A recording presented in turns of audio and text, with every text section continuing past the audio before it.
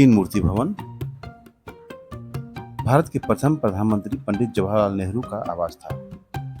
उनके बाद में उनकी स्मृति में इसे संग्रहालय के रूप में बदल दिया गया है। उनके जीवन की झलक आज भी यहाँ उनके छायाचित्रों में देखी जा सकती है। सीढ़ीनुमा गुलाब उद्यान एवं एक दूरबीन यहाँ के प्रमुख आकर्षक है। इसी गुलाब उद्यान से नेहरू जी अपनी शेरवानी का गुलाब चुना करते थे। यहाँ हर शाम ध्वनि एवं प्रकाश कार्यक्रम का आयोजन भी होता है, टेस्ट विद डेस्टिनी, जिसमें उनके जीवन एवं स्वतंत्रता के इतिहास के बारे में बताया जाता है। नेहरू जी के जीवन से संबंधित बहुत सी वस्तुएं यहाँ संरक्षित रखी हुई हैं। इतिहास के साक्षी बहुत से समाचार पत्र जिनमें ऐतिहासिक समाचार छपे हैं, उनकी प्रतियां या छायाचित्र भी यहाँ सुरक्षित है। इन सबके साथ ही पंडित नेहरू को मिला भारत रत्न भी प्रदर्शन के लिए रखा हुआ है।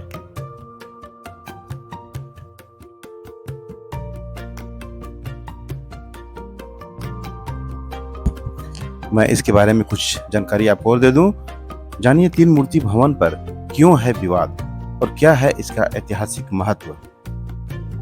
तो मैं विस्तार से बताता हूं कि नई दिल्ली भारत के प्रथम प्रधानमंत्री पंडित जवाहरलाल नेहरू के आवास तीन मूर्ति भवन पर राजनीतिक विवाद छिड़ने के बाद अब यह तूल पकड़ता हुआ नजर आ रहा है कि दरअसल केंद्र सरकार का विचार इस भवन को एक ऐसे संग्रहालय में बदलने का है जहां देश के सभी प्रधानमंत्रियों के बारे में विस्तार से जानकारी दी गई हो।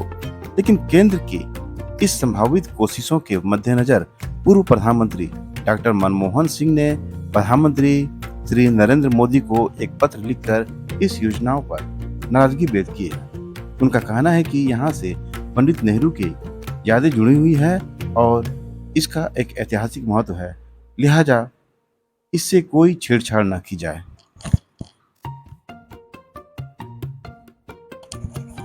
पूर्व पीएम मनमोहन सिंह ने लिखा है कि एक एजेंडे के तहत एनएमएमएल और तीन मूर्ति कॉम्प्लेक्स में बदलाव करने की कोशिश की जा रही है।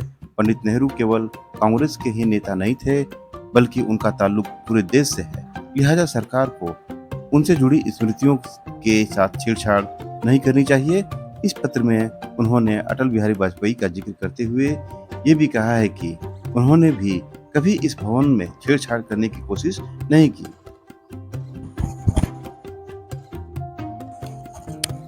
कभी फ्लैग स्टाफ हाउस था, आज का तीन मूर्ति। बहरहाल इस भवन पर छिड़ी सियासी जंग के बीच हम आपको इस भवन का इतिहास भी जरा बता देते हैं। दरअसल जिस भवन को हम आज तीन मूर्ति भवन के नाम से जानते हैं, वह भवन कभी भारत में ब्रिटिश सेना के कमांडर इन चीफ का आवास हुआ करता था, जिसे फ्लैग स्टाफ हाउस कहते थे। पंडित नेहरू के प्रधानमंत्री बनने के बाद यह उनका आधिकारिक आवास बन गया था। उनके निधन के पश्चात इसको एक संग्रहालय में बदल दिया गया। यहाँ पर उनसे जुड़ी कई चीजों को सहेज कर रखा गया है। यूं भी यह कभी राजनीति का सबसे अहम केंद्र हुआ करता था। इस भवन से न केवल पंडित नेहरू की यादें जुड़ी है, बल्कि इंदिरा गांधी और राजीव गांधी की भी यादें इससे जुड़ी हुई है। मेरी बेटी त्रिशा तीन मूर्ति भवन देखने की इच्छा जाहिर की और मैंने इसे तीन मूर्ति भवन दिखाया।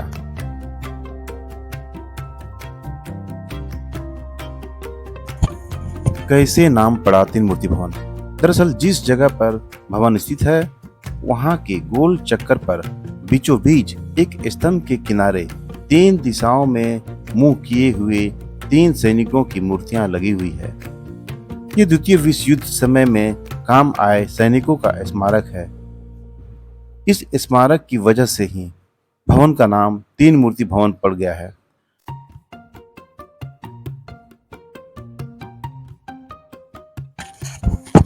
मैं आपको बताता चलूं कि प्रधानमंत्री मनमोहन सिंह के मीडिया सलाहकार रहे संजय बारू ने एक किताब लिखी है, सत्ता के गलियारों से।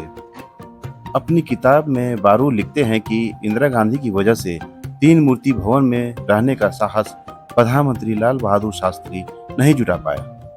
बाद में जब इंदिरा गांधी को लगा कि शास्त्री जी तीन मूर्ति भवन में बतौर प्रधानमंत्री रहने की सोच रहे हैं, तब उनसे रहा नहीं गया।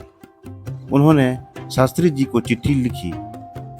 खत में इंदिरा ने शास्त्री जी को लिखा, आदरणीय प्रधानमंत्री जी, तीन मूर्ति भवन को आप मेरे पिताजी पंडित जवाहरलाल नेहरू का स्मारक बनाना चाहते हैं या खुद वहां रहना चाहते हैं? इस बात का फैसला यदि आप जल्दी करते तो बेहतर होगा। इंदिरा ने अपने पत्र में आगे लिखा, वैसे मैं हमेशा से यह मानती रही हूँ कि तीन मूर्ति भवन रिहायश के लिहाज से बहुत बड़ा है, लेकिन पंडित नेहरू की बात अलग थी।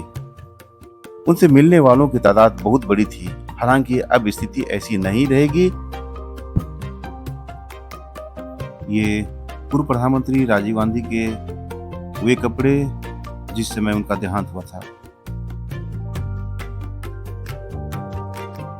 मैंने अपने बच्चों को त्रिमूर्ति भवन घुमाया और इनसे जुड़ी जो भी तथ्य नजर आया उसके बारे में विस्तृत रूप से उन्हें बताता चला गया।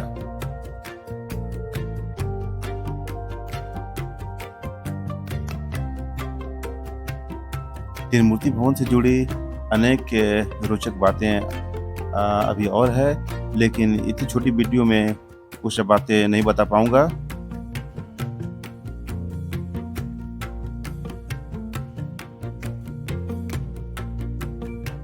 और ये वो जगह जहां पूर्व प्रधानमंत्री इंदिरा गांधी को गोली लगी थी।